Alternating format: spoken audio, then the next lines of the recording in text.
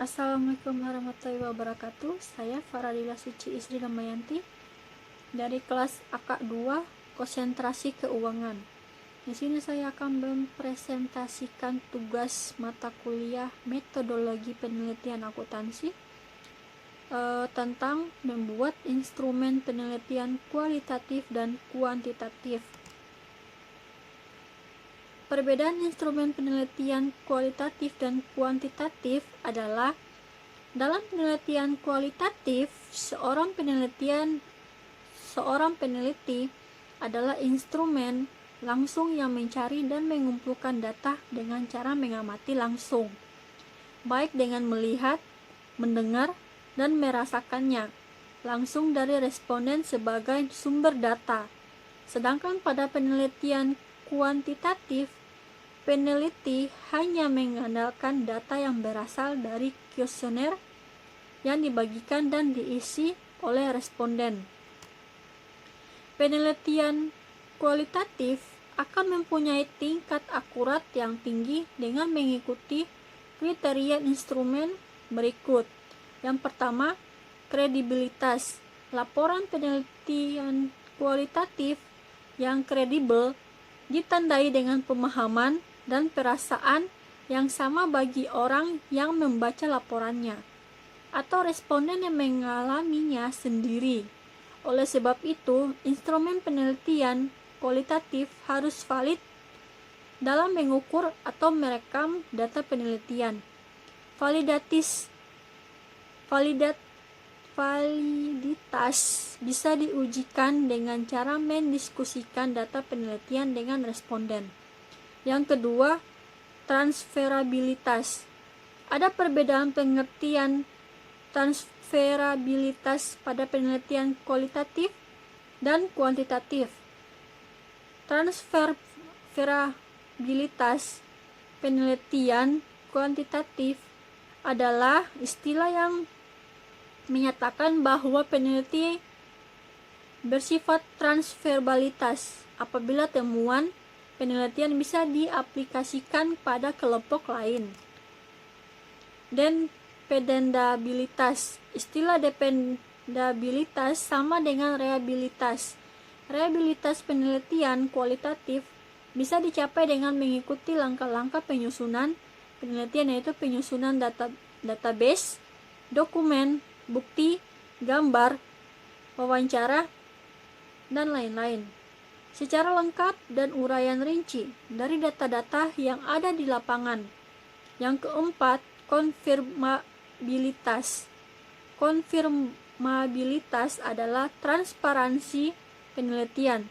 Semua proses penyusunan dan data penelitian bisa diungkapkan kepada penelitian lain atau umum, sehingga temuannya bisa diperiksa atau dikonfirmasi lagi oleh penelitian lainnya. Macam-macam instrumen penelitian kualitatif. Yang pertama, instrumen tes. Tes adalah deretan pertanyaan yang bertujuan untuk mengukur dan mendapatkan data dengan subjek penelitian. Data tersebut bisa berupa kemampuan, pengetahuan, keterampilan, bakat, dan lain-lain.